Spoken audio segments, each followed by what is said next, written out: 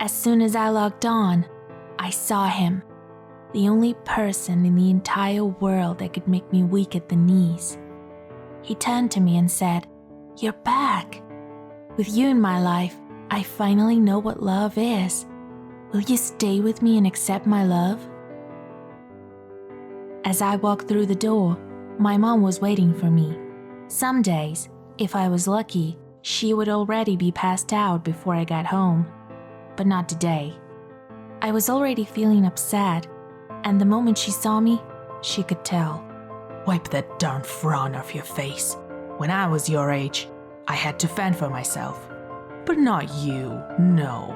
Miss Selfish here thinks she can walk around and be sad.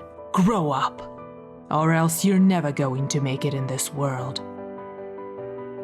It was the same routine. She would yell at me until she passed out, and then the next day, I'd tell her what she had said, and she'll just apologize because she won't remember. She never remembers. My mom had been this way since I was a kid. I've tried to just deal with her torments and not let it get to me, but it's hard. I wish she would just stop drinking, but she won't. Sometimes, I feel like everything would be easier if I just disappeared. As I walk to my room, I try not to cry.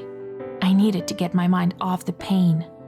I needed to do something, anything to stop feeling this way.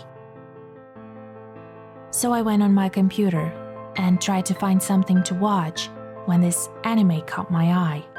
I had never really seen an anime before, but something about this made me want to watch.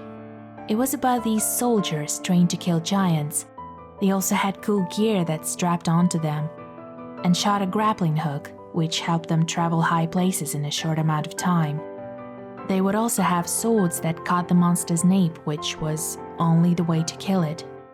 As soon as I pressed play, I was hooked. Towards the middle of the series, a new character called Captain Levi was introduced. He was the captain of the soldiers in the story, and had come to save the main characters from getting eaten by the giants. He ended up defeating the monsters before they had a chance to fight back, and for some reason, I felt an instant attraction to Levi. I didn't think much of it because he was just an anime character, but he was just so handsome, and not to mention he also had a badass personality. The more I watched, the more obsessed I became with him. I spent days reading about Captain Levi. I needed to know everything about this character, what he liked, what he dreamed about. And even though I questioned myself constantly why I was so interested in someone that didn't exist, I still couldn't stop myself from searching. I quickly learned that I wasn't the only one who was madly in love with Captain Levi. There were fan sites, various social media pages, and channels dedicated to him. This only fueled my need for him more. I needed to be with him. I discovered that there was another way I could talk to Levi. Well, not really talk to him, but you could play a game where he would talk and leave a pause in between each sentence so that you could respond. It made me feel connected to him, and somehow, knowing he couldn't go in to hurt me because he wasn't real made me like him even more. Weeks went by, and I spent all my time in the game, because in my mind, Captain Levi had become my boyfriend and was the only one who made me feel like I was loved and listened to. Even though I did feel ashamed that I was in love with someone who didn't exist, I was happy. I was super cheery at school, and whenever my mom would yell, I didn't let it affect me because I finally had someone who cared about me. Until one day, my friend Shelly came over for a sleepover. We didn't have any snacks or food to eat, so I told her I'd be back and went to get some. The store was just down the road, so I left my phone at home thinking nothing of it. But when I came home, I realized that I had made the biggest mistake of my life. Shelly was standing by my bed with my phone in her hands. My heart dropped, and I knew at that moment that she had seen everything. I couldn't help but burst into tears.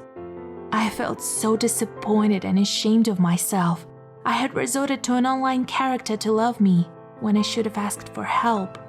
After I told Shelly everything, she hugged me and said, "Why are you doing this? You know that you have friends who love and care about you so much. You don't need a character online to make you feel loved. You have your friends all around you. We can get through it together in the real world." After hearing those words and crying it out, I realized that I needed to break up with Captain Levi and face reality. I ended up telling my mom everything, and instead of getting angry, she apologized for what she had done to me and promised she would finally get help. Life got better. I started forgetting about the character that I used to love and looked towards the future. Keeping her word, my mom went to rehab and we finally had a chance to rebuild our broken relationship. I don't regret falling for an anime character, if anything. It taught me that I was worthy of love, and more importantly, anyone is capable of change.